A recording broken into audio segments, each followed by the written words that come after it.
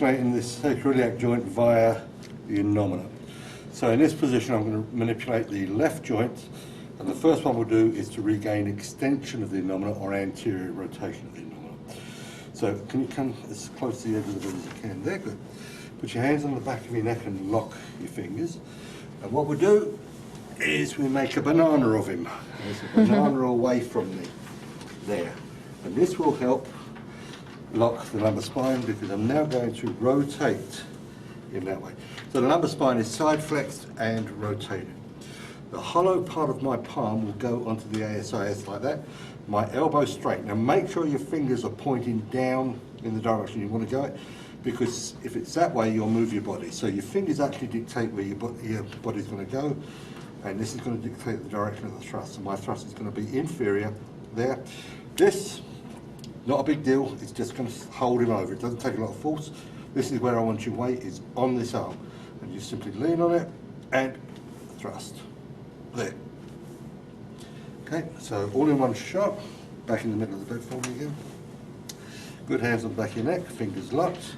Pull the pelvis over, shoulders over there, legs over there.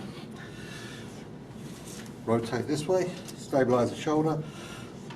Palm onto the ASIS, elbow straight, lean on your arm and thrust. There. Good. Using the same technique, but this time we're going to regain posterior rotation of the innominate or flexion.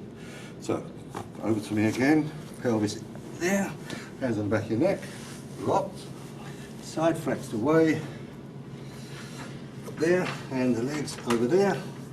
We've got the same banana. Rotate. Now, my fingers are on the ASIS again, but this time they're pushing cranial, and this will make me have to come down there. Now, if you're not big enough, you can hold the arm that way. So you just put your weight over the pelvis and thrust down, or there, thrust down. So do it all again at one shot. Hands on the back of the neck, pelvis over here, legs over there. Pull the body over towards you. Hand on the innominate, fingers pointing up, and drop.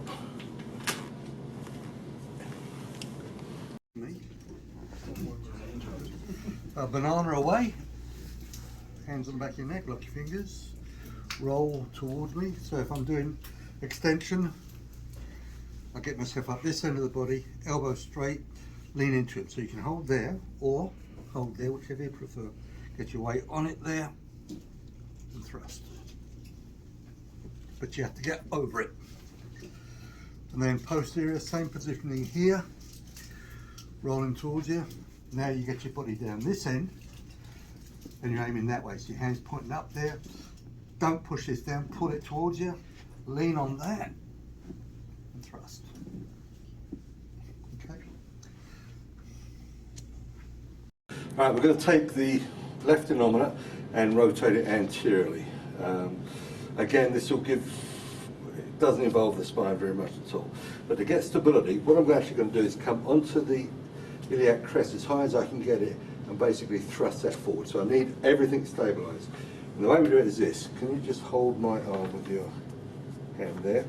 And what I'm going to ask you to do is put his elbow to the bed. In a second I'm going to ask you to do that.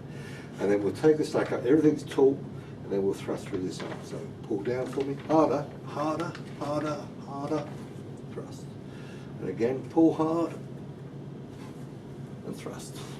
Right, so we're going to look at posterior rotation or flexion again, different technique where the spine isn't as involved.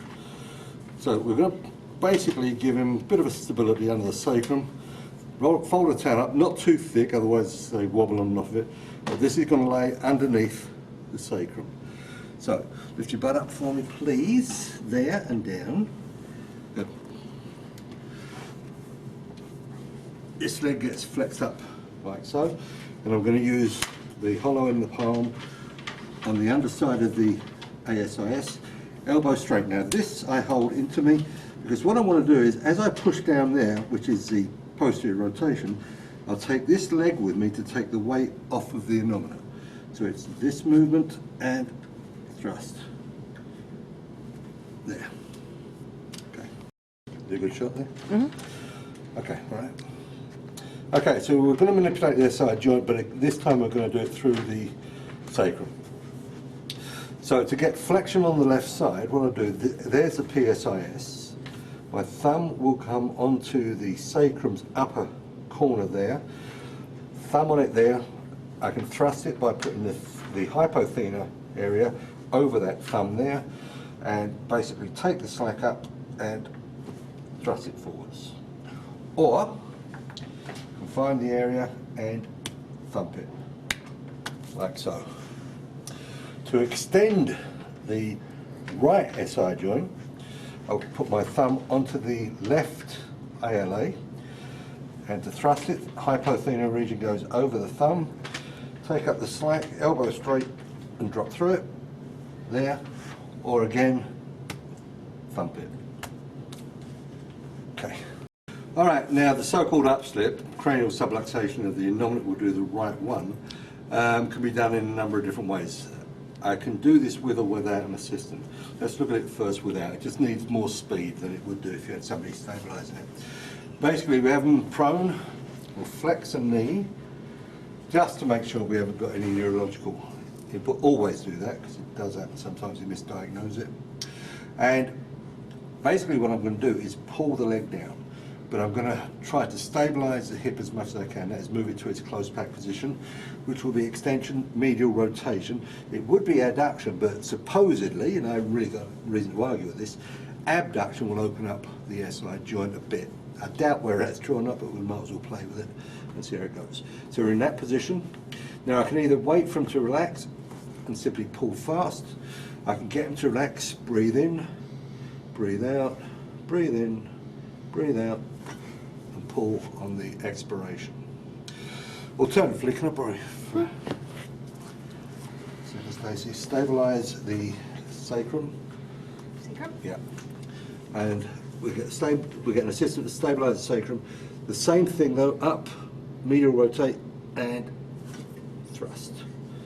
Once more, thrust.